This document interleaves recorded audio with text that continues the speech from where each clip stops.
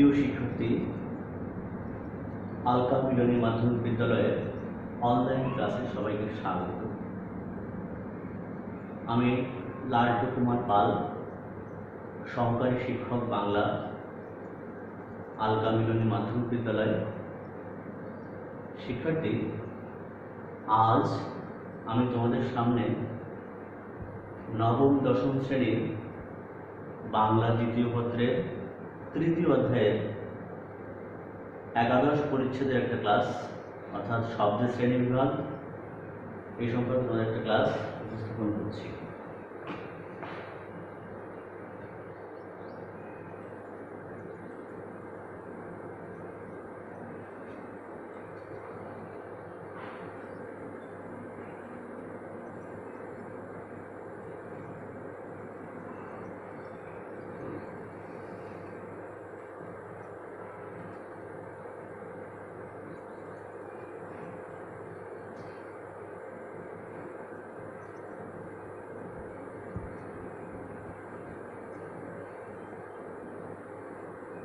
তো শিক্ষার্থী, আমরা সবাই একটু বোর্ডে খেয়াল করো। এখানে আমরা যা দেখছি দুইটা বর্ণ, ব একটা বর্ণ এবং রস্বই একটা বর্ণ, এবং মাঝখানে একটা যোগ চিহ্ন আছে। তো দুইটা বর্ণ সমান সমান দিয়ে একটা শব্দ গঠিত হয়েছে, তাই না? আমরা সবাই খেয়াল করছি না? দুইটা বর্ণ মিলে একটা শব্দ গঠিত হয়েছে, তাই না? তাহলে কি আমরা শব্দের সংজ্ঞাটা অনুমান করতে পারি? নিশ্চয়ই পারি। তো সবাই শব্দের সংজ্ঞা একটু মিলিয়ে নাও, খাতা কলম কাগজ বের করে এবং পাঠ্য বই বের করে সবাই খাতা কলমের সাথে বইয়ের সাথে মিলিয়ে নাও এবং নিজে নিজে লেখার চেষ্টা করো। খেয়াল করো, আমরা যদি এভাবে বলি যে এক বা একাধিক ধ্বনি বা বর্ণ যখন পাশাপাশি বসে মনের ভাব সম্পূর্ণরূপে প্রকাশ করে, তখন তাকে শব্দ বলে। আমি যে সংজ্ঞাটা দিয়েছি, আমি যে উদাহরণ দিয়েছি উপরে, এই উদাহরণের সাথে দেখো তো মিলেছে কিনা। এক বা একাধিক ধ্বনি বা বর্ণ, একটা ধ্বনি একটা বর্ণ। আমরা জানি ধ্বনি বর্ণের সংজ্ঞা আমরা সবাই জানি। আমি তোমাদের এর পূর্বের ক্লাসে ধ্বনি বর্ণ নিয়ে মোটামুটি একটা তথ্য বা মোটামুটি আলোচনা করেছিলাম। তারপর আমি একবার তোমাদের মনে করিয়ে দিই ধ্বনি কাকে বলে। মানুষের মুখ নিঃসৃত যে অর্থপূর্ণ আওয়াজ, মানুষের মুখ নিঃসৃত যে অর্থপূর্ণ আওয়াজ, তাকে বলে ধ্বনি। অর্থাৎ আমরা লক্ষ্য করি ধ্বনি হচ্ছে শব্দ নির্ভর। অর্থাৎ আমরা যখন কানে শুনি অথবা শ্রবণ করি তখন সেটা ধ্বনি, কিন্তু বর্ণ কিন্তু ধ্বনির লিখিত রূপকে বলা হয় কি? ধ্বনির লিখিত রূপকে বলা হয় বর্ণ, নাকি? ধ্বনির লিখিত রূপকে বলা হয় বর্ণ। তাহলে আমরা ধ্বনি বর্ণ চিনলাম। এইবার আমরা খেয়াল করে একটু সংজ্ঞার সাথে মিলিয়ে নিই।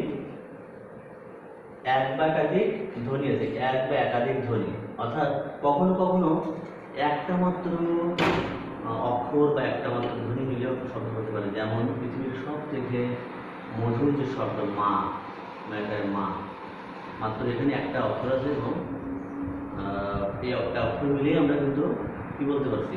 একটা শব্দ গঠিত হচ্ছে, তাই না? এই জন্য বলছি এক বা একাধিক ধ্বনি বা বর্ণ মিলে যে শব্দ গঠিত হয়, এই যে একটা শব্দ গঠিত, বর সেই বই, দুইটা ধ্বনি মিলে একটা শব্দ গঠিত হয়েছে। এই জন্য বলছি এক বা একাধিক ধ্বনি বা বর্ণ যখন পাশাপাশি বসে, এরা পাশাপাশি বসছে, মনের ভাব সম্পূর্ণ প্রকাশ করে, এটা মনের ভাব প্রকাশ করেছে, নিশ্চয়ই করেছে, তখন তাকে শব্দ বলে। তাহলে এটাকে একটা আমরা সার্থক শব্দ বলতে পারি কি? পারি না? অবশ্যই পারি। একটা সার্থক শব্দ বলতে পারি। যেমন আমরা এখানে আরও দুই একটা শব্দের সংজ্ঞা বা শব্দের উদাহরণ দিয়েছি। দেখো এখানে একাধিক, এখানে ছিল দুই দুই দুই শব্দ, দুইটা বর্ণ, এখানে একাধিক বর্ণ ছিল। ক একটা বর্ণ, ল একটা বর্ণ, ম একটা বর্ণ, তিনটে বর্ণের সাথে এখানে আমরা কলম, তিনটে বর্ণ মিলিয়ে একটা শব্দ বলতে চাইছি, তাই না? আমি এখানে বর্ণ বলছি কেন? তার কারণ হচ্ছে এখানে এটা ধ্বনির লিখিত রূপ ব্যবহার করেছে। কয়েকটা ধ্বনি, ক যখন আমি মুখে উচ্চারণ করবো তখন সেটা হবে ধ্বনি, কিন্তু যখন আমি লিখে প্রকাশ করবো, সাংকেতিক চিহ্ন ব্যবহার করবো, তখন সেটাকে বলা হবে বর্ণ। তাই আমরা এটাকে একটা তিনটে ধ্বনি, তিনটে বর্ণ বলতে পারি। তিনটে বর্ণ মিলে একটা শব্দ বলতে পারি। কলম অর্থাৎ যা দ্বারা লেখা হয়। ঠিক একইভাবে দেখো এখানে যে তিনটে বর্ণ আছে, এই তিনটে বর্ণ একটু উল্টে পাল্টে দিলে ক, ম, ল, কমল, এটাও একটা শব্দ হয়ে যায়। কি অপূর্ব মিল না? শব্দ তিনটে একই রকম আছে, কিন্তু একটু উল্টা পাল্টায় দিলে কিন্তু নতুন শব্দ সৃষ্টি হয়। এটাই বাংলা ব্যাকরণের বিশেষত্ব বা বাংলা ভাষার বিশেষত্ব। এটা বাংলা ব্যাকরণের একটা, বাংলা ভাষার একটা অপূর্ব দান বলা যায়। আবার এখানে দেখো খেয়াল করো, কোমল, ককার ম ল, কোমল মানে নরম। তাহলে আমরা দেখলাম যে এক বা একাধিক শব্দ যখন পাশাপাশি ব্যবহৃত হয়, এক বা একাধিক শব্দ যখন পাশাপাশি ব্যবহৃত হয়ে বক্তার মনের ভাব সম্পূর্ণরূপে প্রকাশ পায়, তখন থেকে আমরা শব্দ বলতে পারি। আজকে আমাদের আলোচ্য বিষয় শব্দের শ্রেণী বিভাগ। আমাদের আজকের আলোচ্য বিষয় হচ্ছে শব্দের শ্রেণী বিভাগ। তাহলে বুঝতেই পারছি আমরা আজকে আমরা শব্দের শ্রেণী বিভাগ নিয়ে বিভিন্ন প্রকার শব্দ শ্রেণী দেখব।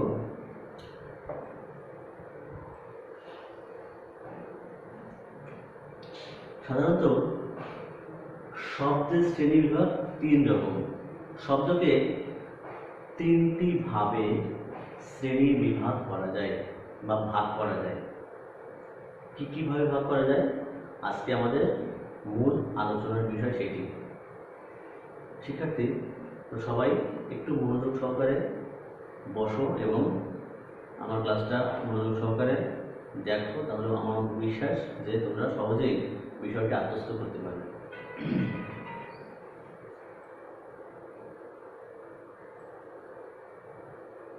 শব্দকে তিনটি ভাগে ভাগ করা যায়, যেমন উৎস বা উৎপত্তি অনুসারে শ্রেণী বিভাগ। দেখো, উৎস বা উৎপত্তি অনুসারে শ্রেণী বিভাগ, অর্থ অনুসারে শ্রেণী বিভাগ এবং গঠন অনুসারে শ্রেণী বিভাগ। শব্দকে মোটামুটি এই তিনটি শ্রেণীতে ভাগ করা যায়। শব্দকে এই তিনটি শ্রেণীতে বিভক্ত বা ভাগ করা যায়। অর্থ অনুসারে বা অর্থ বা অনুসারে শ্রেণী বিভাগ, গঠন অনুসারে শ্রেণী বিভাগ এবং উৎস বা উৎপত্তি অনুসারে শ্রেণী বিভাগ। আজকে আমরা বিশদভাবে এগুলো ভালো করে দেখব।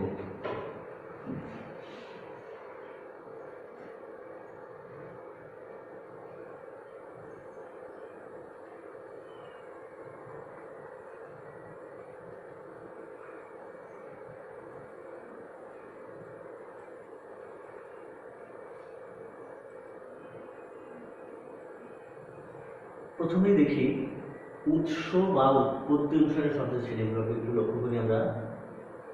খেয়াল করো, আমি একটি চার্ট এর মাধ্যমে উপস্থাপন করেছি, তোমরা খেয়াল করো। এই শব্দকে সাধারণত উৎস বা উৎপত্তি শব্দকে পাঁচটি ভাবে ভাগ করা যায়। উৎস বা উৎপত্তি অনুসারে শব্দকে কয়ভাবে ভাগ করা যায়? পাঁচ ভাগে ভাগ করা যায়। আমরা একটু দেখি। তৎসম শব্দ, অর্থ তৎসম শব্দ, তদ্ভব শব্দ, দেশি শব্দ এবং বিদেশি শব্দ। আমরা সবাই জানি কম বেশি যে উৎস বা উৎপত্তি শব্দকে কয়টি ভাগে ভাগ করা যায়? 5 ভাগে। এখন আমরা তৎসম শব্দের একটু দেখে নিই। সাধারণত তৎসম শব্দ কাকে বলে? তৎসম শব্দ কাকে বলে আমরা একটু মিলিয়ে দেখি। তৎ শব্দকে বিশ্লেষণ করলে হয় তৎ যুক্ত সম, অর্থাৎ তৎসম। তৎ মানে তার, আর সম মানে সমান। তাহলে বিশ্লেষণ করলে হয় তার সমান। কিসের সমান? অর্থাৎ যে শব্দগুলো সংস্কৃত ভাষার অবিকৃত রূপে বসেছে, অবিকল সংস্কৃত রূপে বাংলা ভাষায় ব্যবহার করেছে, যে শব্দগুলো সংস্কৃত ভাষার কোনো রকম পরিবর্তন ছাড়া বাংলা ভাষায় প্রবেশ করেছে, সেই শব্দগুলোকে আমরা বলতে পারি তৎসম শব্দ। এই তৎসম শব্দ কোনগুলো? যেমন হস্ত, হস্ত মানে হাত, তারপর কি আছে? হস্ত, চন্দ্র, সূর্য, নক্ষত্র, ভবন, ধর্ম, পাত্র, মনুষ্য, তাই না? অনেক শব্দ আছে তৎসম শব্দ, অনেক শব্দ বাংলা ভাষায় ব্যবহার হচ্ছে তৎসম শব্দ। আমরা সাধারণত এই শব্দগুলো সংস্কৃত ভাষায় যে রূপ, বাংলা ভাষায় সেই একই রূপে ব্যবহৃত হয়েছে, এই জন্যে এই শব্দগুলোকে আমরা তৎসম শব্দ বলতে পারি, তাই না? তৎসম শব্দ বলতে পারি। তারপর অর্থ তৎসম শব্দ। অর্থ তৎসম শব্দ কাকে বলে? যে শব্দগুলো সংস্কৃত ভাষা থেকে সামান্য পরিবর্তিত হয়ে, অল্প কিছুটা বিকৃত হয়ে বাংলা ভাষায় প্রবেশ করেছে, সামান্য পরিবর্তন হয়ে বাংলা ভাষায় প্রবেশ করেছে, সেই সব শব্দগুলোকে আমরা অর্থ তৎসম শব্দ রূপে চিহ্নিত করতে পারি, তাই না? আমি আবারও বলি, যে শব্দগুলো বাংলা ভাষায় সামান্য তৎসম শব্দ থেকে, অর্থাৎ সংস্কৃত ভাষা থেকে সামান্য পরিবর্তন, সামান্য পরিবর্তিত হয়ে বাংলা ভাষায় পরিবর্তিত রূপ লাভ করেছে, বাংলা ভাষায় ব্যবহৃত হয়েছে, সেই শব্দগুলোকে আমরা বলতে পারি অর্থ তৎসম শব্দ। অর্থ তৎসম শব্দ বুঝলেই বোঝা যায় যে তৎসম থেকে অর্ধেক পরিবর্তন বা অর্ধেক সামান্য পরিবর্তিত হয়ে বাংলা ভাষায় প্রবেশ করেছে। এখন এগুলো শব্দগুলো কেমন? যেমন বাংলা ভাষায় প্রবেশ, আমি একটু আগে বললাম, যেমন তৎসম শব্দ হস্ত, একটা হস্ত মানে হাত, এই শব্দটা পরিবর্তিত হয়ে, আমাদের বাংলা ভাষায় রূপ লাভ করে হাতে, হস্ত হয়ে গেল হাত, তারপরে হয়ে গেল চন্দ্র, হয়ে গেল চাঁদ, ভুল বলছি, অর্থ তৎসম শব্দ কোনগুলো? যেমন গৃহিণী হয়ে গেল গিন্নি, তাই না?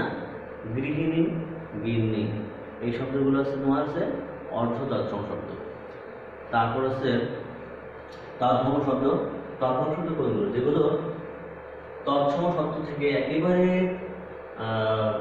পুরোপুরি পরিবর্তিত হয়ে, একেবারে সম্পূর্ণরূপে পরিবর্তিত হয়ে বাংলা ভাষায় রূপ লাভ করেছে। অর্থাৎ তৎসম শব্দ প্রাকৃতের মাধ্যমে, প্রাকৃত একটা ভাষা, সেই ভাষার মাধ্যমে পরিবর্তিত হয়ে একেবারে সম্পূর্ণরূপে বাংলা ভাষায় রূপ লাভ করেছে, সেই শব্দগুলিকে আমরা তদ্ভব শব্দ রূপে চিহ্নিত করতে পারি। যেমন হস্তকে বললাম হাত, চন্দ্রকে বললাম চাঁদ, এই শব্দগুলোকে হস্ত, চন্দ্র, এগুলোকে আমরা বিশেষ করলে তদ্ভব শব্দ চলে আসছে, এগুলো হস্তের হাত এবং চন্দ্রের চাঁদ, এইগুলোকে আমরা বলতে পারি যে কি তদ্ভব শব্দ। তাহলে আমরা তৎসম শব্দ, অর্থ তৎসম শব্দ এবং তদ্ভব শব্দ শিখে নিলাম। কি শিক্ষার্থী, তোমরা বুঝতে পারছো? নিশ্চয়ই বুঝতে পারছো। এবার আসি দেশি শব্দ। শুরু প্রাচীনকাল থেকে এদেশে যাদের বসবাস, আদিবাসী নৃগোষ্ঠীর লোক, সেই সমস্ত মানুষরা কিছু শব্দ প্রয়োগ করতেন। শুধু প্রাচীনকাল থেকে আমাদের দেশে প্রচলিত যে শব্দগুলো, সেই শব্দগুলোকে বলা হয় কি দেশি শব্দ। যেমন কুলা, তারপর ডাব, ডাগর, ঢেকি, এই যে শব্দগুলো, এই শব্দগুলোকে দেশি শব্দ বলে চিহ্নিত করা হয়। সাধারণত এই শব্দগুলো সুদূর প্রাচীনকাল থেকে বাংলা ভাষায় যে রূপে ব্যবহৃত হয়ে আসছে এখন পর্যন্ত সেই রূপেই ব্যবহৃত হয়, এই জন্য কি বলা হয় দেশি শব্দ। আর বিদেশি শব্দ, আমরা জানি শিক্ষার্থী যে ভারতীয় উপমহাদেশ বিভিন্ন দেশের মানুষরা এদেশে বিভিন্ন উদ্দেশ্যে ভারতে আসছিলেন এবং তারা ব্যবসা বাণিজ্য বিভিন্ন সময় করতে আসছিল। এসে তারা অনেক সময় এদেশে স্থায়ী বসবাস করে গেছেন, স্থায়ীভাবে বসবাস করেছেন, আবার কেউ কেউ ঔপনিবেশিকভাবে বসবাস করেছেন। তারপরও তাদের কল্যাণে আমরা বেশ কিছু শব্দ আমরা আমাদের ভাষাতে লিপিবদ্ধ করেছি। সেই শব্দগুলো আমাদের অতি পরিচিত শব্দ, এই শব্দগুলো বিদেশি শব্দ, যেগুলো আমাদের বর্তমানে ভাষার সম্পদ হিসেবে পরিণত হয়েছে। যেমন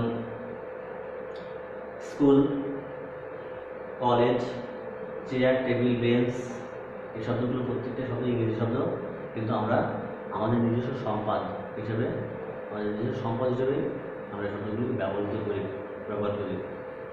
আরও অনেক শব্দ আছে বাংলা ভাষায়, এবং তার একটা চার্ট তোমরা তোমাদের পাঠ্য বইতে প্রথম অধ্যায়তেই আছে, তোমরা নিশ্চয়ই দেখেছ। সেগুলোকে বিদেশি শব্দ বলা হয়। এখন আমরা দেখব যে 2 নম্বর, অর্থাৎ 2 নম্বর শ্রেণীবিভাগ, অর্থ অনুসারে শব্দের শ্রেণীবিভাগ। অর্থ অনুসারে শব্দকে কয় ভাগে ভাগ করা যায় সেটাই তো দেখবো আমরা। খেয়াল করি যে 2 ভাগে ভাগ করা যায়। আমরা বোর্ডে থেকে বুঝতে পারছি অর্থ অনুসারে শব্দকে 2টি ভাগে ভাগ করা যায়, সেটা হচ্ছে মৌলিক শব্দ আর সাধিত শব্দ। মৌলিক শব্দ আর সাধিত শব্দ, তাই না? তো মৌলিক শব্দ কাকে বলে আমরা একটু সংজ্ঞা মিলিয়ে নিই। যেসব শব্দকে ভাঙা বা বিশ্লেষণ করা যায় না, যেসব শব্দকে বিশ্লেষণ করা যায় না বা ভাঙা যায় না, সেসব শব্দকে মৌলিক শব্দ বলা হয়। দেখো এখানে মৌলিক শব্দের সব কয়েকটা উদাহরণ আমি দিয়েছি, যেমন হাত, পা, মুখ, ফুল। দেখো এই শব্দ প্রত্যেকটা শব্দকে ইচ্ছা করলে কিন্তু ভাঙা যাচ্ছে না, এটা মৌলিক শব্দ। এর কোনো ভাঙা যাচ্ছে, কোনোভাবেই এটা বিশ্লেষণ করা যায় না, তাই এটা এগুলো হচ্ছে মৌলিক শব্দ। আর অনেক মৌলিক শব্দ বাংলা ভাষায় আছে, তোমরা অনেকেই জানো। আর সাধিত শব্দ কাকে বলে? দেখো যেসব শব্দকে ভাঙা বা বিশ্লেষণ করা যায়, অর্থাৎ আমরা এভাবে বলতে পারি যে মৌলিক শব্দের পরে কোনো কিছু যোগ করে, বা মৌলিক শব্দের পরে কোনো কিছু যোগ করে যে শব্দ গঠন করা হয় তাকে সাধিত শব্দ বলে। যেমন এখানে আমরা উদাহরণ দিয়ে দেখো, বিদ্যা একটা শব্দ, এখানে বিদ্যা একটা শব্দ এবং আলয় একটা শব্দ। আলয় মানে তোমরা জানো সবাই বাড়ি, অর্থাৎ বিদ্যালয় হয়ে গেল। যোগ করে 2 শব্দ যোগ করার ফলে সেগুলো বিদ্যালয়, অর্থাৎ নতুন শব্দ সৃষ্টি হলো।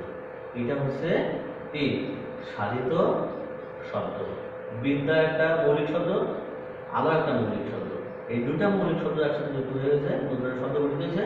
এই শব্দটার নাম হচ্ছে কি সাধিত শব্দ। এবং প্র প্লাস বৃত্তি সমান প্রবৃত্তি, এখানে হচ্ছে প্র একটা উপসর্গ এবং বৃত্তি একটা শব্দ যুক্ত হয়ে কি হয়েছে, তাহলে এটা হচ্ছে উপসর্গের সাহায্যে গঠিত শব্দ, এটা হচ্ছে প্রবৃত্তি, নতুন শব্দ গঠিত হয়েছে। এগুলোকে বলা হয় সাধিত শব্দ। সাধিত শব্দ বিভিন্নভাবে গঠিত হতে পারে, যেমন সন্ধির সাহায্যে গঠিত হতে পারে, উপসর্গের সাহায্যে গঠিত হতে পারে, প্রত্যয়ের সাহায্যে গঠিত হতে পারে, বিভক্তির সাহায্যে গঠিত হতে পারে, দ্বিরুক্ত শব্দের সাহায্যে গঠিত হতে পারে। নানাভাবে বাংলা ভাষায় বিভিন্নভাবে সাধিত শব্দ গঠিত হতে পারে। আমরা সে সম্পর্কে বিস্তারিত পরবর্তী ক্লাসে, অন্যান্য ক্লাসে জানবো। এবার আমরা আসি 3 নম্বর শব্দের শ্রেণীবিভাগে। 3 নম্বর আছে গঠন অনুসারে শব্দের শ্রেণীবিভাগ। খেয়াল করো, গঠন অনুসারে শব্দের শ্রেণী বিভাগ। গঠন শব্দকে কয় ভাগে ভাগ করা যায়? 3 ভাগে ভাগ করা যায়। যেমন যৌগিক শব্দ, রূঢ় বা রূঢ়িক শব্দ এবং যোগরূঢ় শব্দ ঠিক আছে? 3 ভাগে ভাগ করা যায় শব্দকে। মৌলিক শব্দ, যৌগিক শব্দ, রূঢ় বা রূঢ়িক শব্দ এবং যোগরূঢ় শব্দ। আমরা একটু সংজ্ঞা মিলিয়ে খেয়াল করো, একটা উদাহরণ দিয়েছি, ক্রিযুক্ত তব্য, কর্তব্য। তোমরা বুঝতেই পারছো আমার আলোচনা থেকে, যে ক্রিযুক্ত তব্য শব্দ, এটা হচ্ছে প্রত্যয়ের সাথে কর্ম হয়েছে কর্তব্য, এটা সাধিত শব্দ অবশ্যই বা যৌগিক শব্দ। আমরা প্রত্যেকে এগুলো সবই সাধিত শব্দ, কিন্তু তারপরও এই শব্দের শ্রেণী বিভাগ আছে। যেমন যৌগিক শব্দ, এটা কর্তব্য। যৌগিক শব্দ কাকে বলে? খেয়াল করো, যে সকল প্রত্যয়ভুক্ত শব্দের অর্থ, যে সকল প্রত্যয়ভুক্ত শব্দের অর্থ প্রকৃতি ও প্রত্যয় অনুযায়ী হয় তাকেই বলা হয় যৌগিক শব্দ। খেয়াল করো, এখানে যৌগিক শব্দ হতে গেলে তাকে অবশ্যই প্রকৃতি এবং প্রত্যয়ের সাহায্যে গঠিত হতে হবে, অবশ্যই। তাহলে এখানে আমি দেখি এটা কি, এটা হচ্ছে প্রকৃতি প্রত্যয়ভুক্ত শব্দ, অর্থাৎ এখানে আছে কি, এটা হচ্ছে প্রকৃতি, ক্রি, এই ক্রিটা হচ্ছে প্রকৃতি, আর তব্য হচ্ছে প্রত্যয়, অর্থাৎ এটা হচ্ছে প্রকৃতি প্রত্যয় জাতীয় গঠিত শব্দ। এখানেও তাই বলছে, সংজ্ঞাও তাই বলছে, অবশ্যই যৌগিক শব্দ হতে গেলে তাকে অবশ্যই প্রকৃতি প্রত্যয় গঠিত শব্দ হতে হবে, না হলে কিন্তু সেটা যৌগিক শব্দ হবে না। কি বলছে যে গঠিত শব্দ শব্দের অর্থ প্রকৃত প্রত্যয় দ্বয় হয়, অর্থাৎ কর্তব্য ক্রিয়াযুক্ত তব্য, অর্থাৎ এখানে দেখো যে কর্তব্য যা করা হয়, যা করা উচিত, কর্তব্য আর কি। অর্থাৎ এখানে অবশ্যই প্রকৃতি এবং প্রত্যয় গঠিত যে শব্দ সেই শব্দই রয়েছে, এখানে অন্য কোনো শব্দ প্রকাশ পায়নি, তাই এটা যৌগিক শব্দ। এবার আসি আমরা, খেয়াল করো রুরু বা রুরু শব্দ কাকে বলে। হস্তযুক্ত ইন সমান হস্তি, হস্ত প্লাস ইন সমান সমান হস্তি। হস্তি মানে কি? হাতি। হস্তি মানে হাতি। আবার খেয়াল করো এই হস্ত মানে কিন্তু হাত, ঠিক আছে? তাহলে এখানে কি বলছে যে প্রত্যয়, এখানে খেয়াল করো প্রত্যয় বা উপসর্গ যেতে শব্দ, এই শব্দটা কি হবে? রুরু বা রুরু শব্দ হতে হবে। রুরু বা রুরু শব্দের সাহায্য হবে কাকে বলে? যে এরাও প্রকৃতি বা উপসর্গের সাহায্যে, প্রকৃতি প্রত্যয় অথবা উপসর্গের সাহায্যে গঠিত হবে। প্রকৃতি প্রত্যয় অথবা উপসর্গের সাহায্যে গঠিত হতে যাবে। এই শব্দটা আছে প্রকৃতি প্রত্যয়ের সাহায্যে গঠিত, হাতি হস্তি, তাই না? প্রকৃতি তোমরা বুঝতেই পারছো প্রকৃতি প্রত্যয়ের সাহায্যে গঠিত হয়েছে, কিন্তু পার্থক্যটা কোথায়? এখানে যে গঠিত সকল শব্দ মূল শব্দের অর্থানুগমে না হয়ে ভিন্ন অর্থ প্রকাশ করে, কিন্তু এখানে কিন্তু এই ক্রিয়াযুক্ত কর্তব্যের অর্থই প্রধানভাবে প্রকাশ পেয়েছে। আর এখানে সে হস্তযুক্ত এই প্রকৃতি প্রত্যয় সাথে গঠিত হয়েছে, কিন্তু প্রকৃতি প্রত্যয় যে অর্থ মূল শব্দের অর্থের অনুগামী হয়নি, এটা ভিন্ন অর্থ প্রকাশ করেছে। ভিন্ন অর্থ বলতে কোথায়? হস্ত মানে হাত, তাহলে এখানে হওয়া উচিত ছিল হস্তি মানে হাত আছে যার, এরকম একটা হওয়া উচিত ছিল, কিন্তু তা না হয়ে হস্ত যুক্ত হাতি। হাতি একটা প্রাণী, অনেক বড় একটা প্রাণী, তাই না? হাতি, তো হাতিকে বোঝাচ্ছে। সুতরাং ভিন্ন অর্থ প্রকাশ করতে এই জন্যে রুরু বা রুরু শব্দ হচ্ছে। তাহলে বুঝতে হবে এইগুলোর মধ্যে পার্থক্য হচ্ছে যৌগিক শব্দ হচ্ছে প্রত্যয়ের সাহায্যে গঠিত হবে, কিন্তু অর্থের মূল শব্দের অর্থের অনুগামী হবে, মূল শব্দের অর্থের অনুগামী হবে। আর এখানে প্রকৃতি বা প্রত্যয় উপসর্গের সাহায্যে গঠিত হবে, প্রকৃতি বা উপসর্গের সাহায্যে গঠিত হবে, কিন্তু মূল শব্দের অর্থের অনুগামী না হয়ে কোনো ভিন্ন অর্থ প্রকাশ করবে। এখানে ভিন্ন অর্থ প্রকাশ করবে, তাহলে আমরা সহজেই বুঝতে পারবো, এটা আমরা চিহ্নিত করতে পারবো কোনটা যৌগিক শব্দ কোনটা রুরু বা রুরু শব্দ, নিশ্চয়ই তোমরা বুঝতে পারবে। এবার যোগ রুরু শব্দ খেয়াল করি, যোগ রুরু শব্দ খেয়াল করে একটু উদাহরণ দিয়েছি দেখো, জল ধারণ করে যে সমান সমান জলধি। তোমরা বুঝতেই পারছো এই শব্দটা কোন প্রক্রিয়ায় গঠিত, জলধি শব্দটা কোন প্রক্রিয়ায় গঠিত, তাই না? নিশ্চয়ই বুঝতে পারছো। অবশ্যই এটা সমাসের সাহায্যে একটা গঠিত শব্দ। তাহলে আমরা বলতে পারি, সঙ্গে সঙ্গে চিন্তা করতে পারি, যে সকল শব্দ সমসমান পদ অর্থাৎ সমাস নিষ্পন্ন যুগল শব্দ, অবশ্যই এটা সমাসের সাহায্যে গঠিত হবে। যোগ রুরু শব্দটা সবসময় কি হবে? সমাসের সাহায্যে গঠিত হবে। অর্থাৎ সমাস নিষ্পন্ন যে সকল শব্দ সমসমান পদগুলোর কোনোটার অর্থ প্রকাশ না করে বিশেষ কোনো অর্থ প্রকাশ করে, বিশেষ কোনো অর্থ প্রকাশ করে, তাকেই বলা হয় যোগ রুরু শব্দ। তাহলে এই সংজ্ঞাটা আমরা বুঝতে পারছি যে যোগ রুরু হতে গেলে, শব্দটা হতে গেলে অবশ্যই এটা কিন্তু দেবে যে সমাসের সাহায্যে, অর্থাৎ সমাস নিষ্পন্ন শব্দ হতে হবে। তারপর একটা কথা আছে যে মূল শব্দের অর্থ অনুগামী না হয়ে কোনো ভিন্ন অর্থ প্রকাশ করবে। এখানে জল ধারণ করে, যে আমরা যে কোনো বস্তু জল ধরে রাখে, ধারণ করে ধরে রাখে, তো জল ধারণ করে যে বলতে বোঝায় যে কোনো পাত্র, যেমন একটা গ্লাসে একটা গ্লাস, সেও কিন্তু অনেকটা পানি ধরে রাখতে পারে। তারপরে কলসি আছে, যে কোনো পাত্রে আমরা জল ধারণ করে থাকি, কিন্তু জলধি বলতে আমরা কাকে বুঝি? জলধি বলতে সমুদ্র বা সাগরকে বোঝাই। তাহলে এখানে মূল শব্দের অর্থ না হয়ে কোনো ভিন্ন অর্থ অবশ্যই প্রকাশ করা যাবে, কারণ বিশেষ কোনো অর্থ প্রকাশ করেছে। জলধি মানে যেহেতু সাগর বা সমুদ্র, তাহলে ভিন্ন অর্থ প্রকাশ করেছে। তাহলে আমাদের সংজ্ঞার সাথে কি মিলছে না? অবশ্যই মিলছে। খেয়াল করছো তোমরা?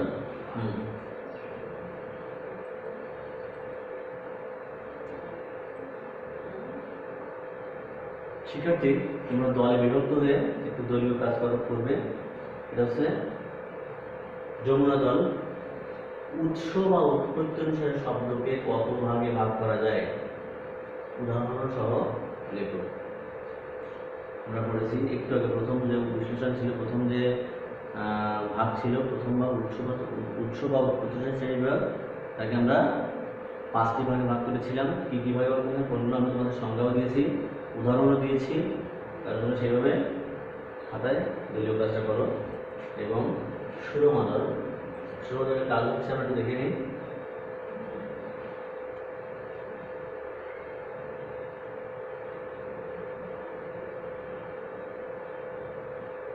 সাধিত শব্দ কাকে বলে? সাধিত শব্দ কাকে বলে?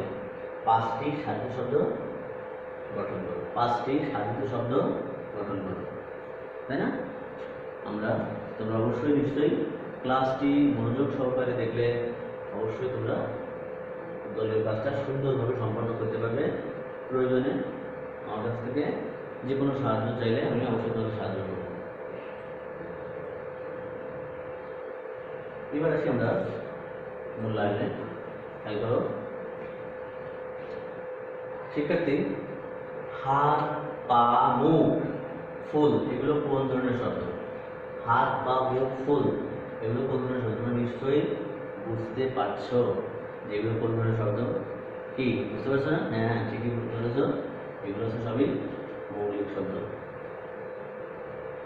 তারপর জল ধারণ করে যে জলধি, এই কিছুক্ষণ আগে আমাদের এটা নিয়ে বিশ্লেষণ করেছি। এটা কোন ধরনের শব্দ? অবশ্যই বুঝতে পেরেছো এটা কি রূঢ় শব্দ, তাই না? রূঢ় শব্দ, তাই তো?